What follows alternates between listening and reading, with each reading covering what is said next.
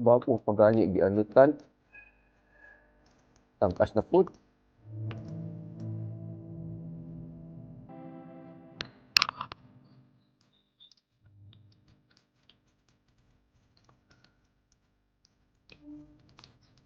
Good morning pala sa inyong lahat or magandang umaga sa lahat. So ito ang buhay, mahilig sa bonsai. Ayan ito, bago ko pa lang ito na nagupitan tapos maggupit na naman ulit. Siguro mga wala pang isang linggo. So pag hindi natin ginugupitan ito is mawala siya sa form. So ito, form nito is parang hindi ko alam. Kulay klaro na form, tawag ko nito. So, this is Chinese huli. Then, if ever ka yung pagupit mo, mabayaan mo, mawala siya sa form. Pero maganda ito na gawing mga mini bonsai. Although, before, may maraming mga bonsaistang nagtatalo nito kasi hindi daw ito puno ng kahoy, kaya hindi ma-consider as bonsai. Later on, na kasi yung bonsai pala hindi lang puno ng kahoy lahat, pwede din naman yung mga bush or mga iba-ibang mga plant as long as na andun siya sa pot, so it's considered pa rin as bonsai. So ito, instead nagdidinig ako ng halaman, na iwanan na kasi may marami pala dito sa paligid na kagagupit ko lang tapos ganito na. So by the way pala, this is a Chinese holiday. I-share ko sa inyo yung kailangan ito ng abono. I-share ko sa inyo yung mga Chinese holiday kong parang nalimutan ba. Then it's not going well, it's not healthy. So this is my Chinese holiday. So gawin ko sana itong windsweep. Tapos maybe I change or baguhin ko na naman, ikakat ko ito pababa, yung pinakababa. Then, itatanim ko yung ibang parts. So, kahapon may binagon ako yung ito. Nilagyan ko ng abono sana makarecover agad. Ito naman. Yan. So, ang Chinese holy, hindi basta madali ang gawin. Matagal magtubo. Hinay kayo magtubo. Yan. Hinanap ko pa yung ibang Chinese holy ko. Sana yung nalagay. Basta, nandito lang yung sa paligid. Ayan. Ito pa, one of my Chinese holy. Tapos ayan, so kailangan talaga ng parang attention. Ito sila. Ito pa, mga Chinese holy. Kahit saang lugar dito may mga bonsai materials. Ito na pala, nakita ko na. So ito, yan, kukunin ko yan. Then this is my Chinese holy mini forest. Yan. Tapos may doon sa likod, puntahan natin. So ito siya. As I said, bago ko lang pa ito na gupitan. Tapos tingnan mo naman, kailangan na naman ng gupit ulit. Tapos matagal magtubo. Matagal na ito yung kasama nila. This one is what we call is microcarpa. So matagal pa yung matapos. So bali, itong cascade na nandito? 4. This is Melindres cascade. Then sa likuran is Sampaloc na cascade. So siguro itong 4, dalhin ko doon, 5 lahat yung ayusin ko ngayon. So ayan, siguro after na siguro ako magdidinig ng halaman na lang kasi baka mabutan ako ng init. So I need to clean up sa bonsai materials. Sabi ko na itong trabaho ko dito sa bahay, walang katapusan. So may mga iba na magpunta dito, mga lang ako, makatatawa or dyan. Kasi like this one here, yung may nagpunta dito, yan. Sabi niyo, sayang namatay hindi niya alam na dinidipulit ko. So, yun ang sampalo ko. Yan, naging maganda na siya ulit. Hopefully. So, kaya proceed ako doon sa table, yung nakita ko kanina. Instead na I'm going to water my bonsai materials here. Pero nakita naman ako ng uban nga parang need attention. So itong garden ko, hindi ito masyadong maraming bonsai, although wala sapat, pero ako lang mag-isa kaya kulang ang oras ko. So, na-set up ko na, linagyan ko ng white background para makita niyo ang itsura. So ito na ang mga nakuha ko doon sa likod na sinabi ko na na-i-post ko na ito mga siguro mga 2 weeks pa lang. Tapos makikita ninyo dito. Tingnan niyo yung itsura. Ang dami na namang damo, so parang hindi maapas. So ito naman ang ano ko, asikasuhin, lagyan ng abono. So yung sinabi ko kanina about the Chinese Holy. Sa Chinese Holy, dalawa lang yung nagbo-bloom ko, yung iba iwan ko kung anong nangyari doon. So also this Melendres. Then so baba ko na itong lahat, iba. So madali lang ito, pero I need to siguro mga fast forward na lang. So dito ito ang ano sabi ko, ganito kahirap yung magbubonsai tayo. Maaga magising.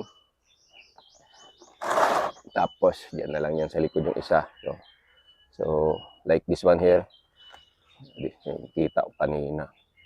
So itong area supposed to be, kung nag-success pa ito because malapit dito siya sa parang primary trunk yata, is slow man ang pag-growth niya. So dito ako nagka-problema.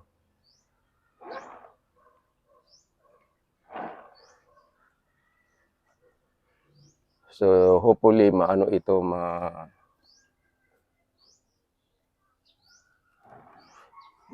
kung si tawag anak, maulian. Yan. So itong Chinese Holy is may tinik yung mga dahon, so sakit sa kamay yung pagtanggal mo ng dahon.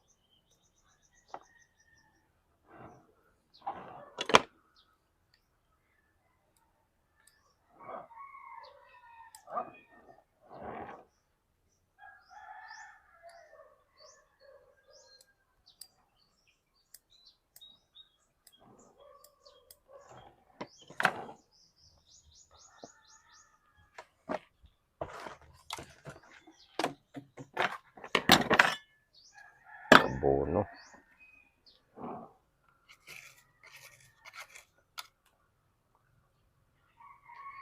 Tapos itong Chinese Holy, madaling madapuan ng sakit, yung bug. Kasi may na ako ito, yung pinakamatanda kong Chinese Holy, mga around 25 years old, namatay.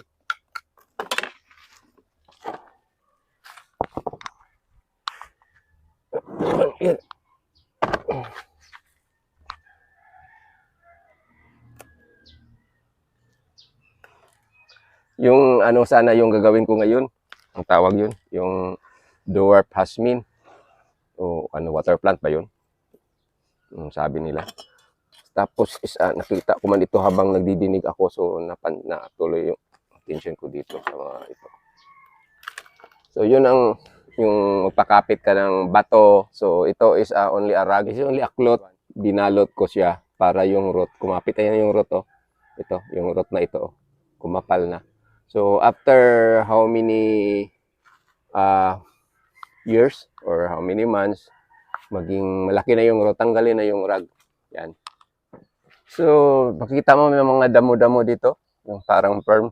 So maganda sana siyang tingnan kung hindi tanggalin. Kaya lang kung hindi mo ito tanggalin, ito ang makakuha sa mga nutrients na dapat sana sa bonsai materials mo or sa bonsai. So kahit maganda siyang tingnan, kailangan tanggalin natin ito.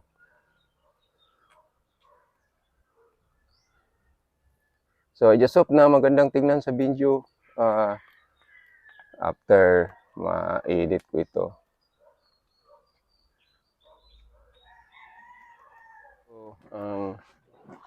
Gawin ko na lang dito is gugubitan yung mga edge, yung sa tumoy sa udlot dapit para kumapal yung mga sanga.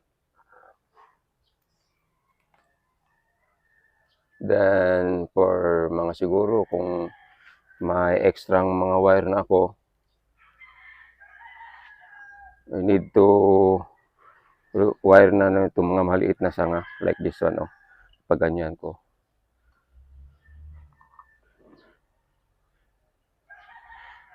Ikas. So, yun na. Hopefully maganda. Tapos lagyan ng abono. So, this one here is bago ko pa lang ito na i-share yung dinidipulit ko ito. Makita yung mga siguro mga 2 weeks pa lang yata. Tapos ngayon balik na naman on video. Ang hina kasi ito minsan magtubo ito microcarpa. Sabay butang. Yan mo butangan din sa ubos.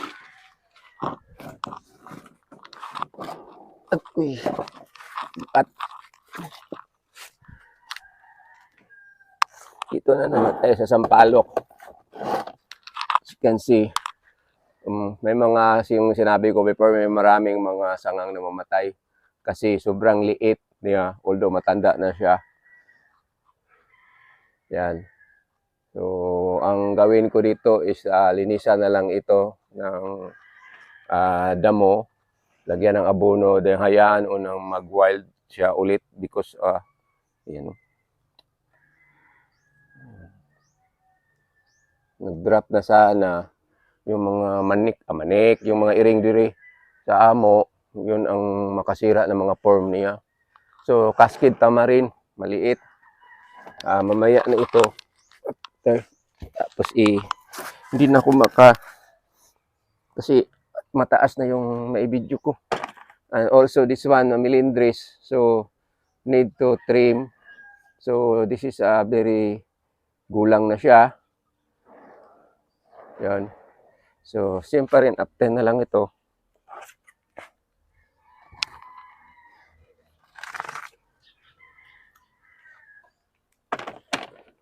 Ito na lang.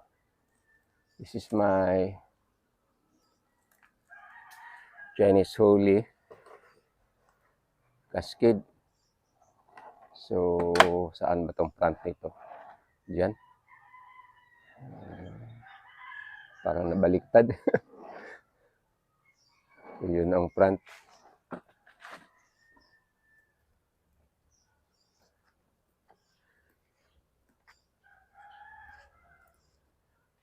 So, dito, early morning ako gumising. Tapos, kasi pag matagalan ako, then magpahatid pa man yung mga kasama ko dito sa bahay sa kanilang trabaho. So, mas stop yung pagtatrabaho ko nga sa mga materials. So, minsan hindi ko mabidyuhan kaagad. Kasi ako pa man na magbuhat-buhat ng mga kamera tapos lagay ko doon. So, ito hindi pa ito final form niya. May marami pang pababago. Kasi mostly, yung sa paggawa ng cascade is yung paglagay ng sanga pababa. Is left, right, left, right, left, right. Then minsan, pangit mang tingnan. So, mas maganda na lang yung parang hagdanan like this one here. Sinubukan ko maging siyang left, right, left, right. Pero pag tingin ko habang nag-prosper nito mga sanga niya, marami ng dahon, parang pangit man tingnan, parang hindi, basta sa akin lang, ayoko. So, I need to change this one to like a ladder na lang, yung hagdan na paikot, paakyat. Yun. So, pag ganyan siguro magko-curve pataas. So, yan. Nagsisinyas na naman, kakain na daw, tapos patid sa trabaho. So, for this morning, lumalabas na yung araw, mga 7 o'clock na in the morning.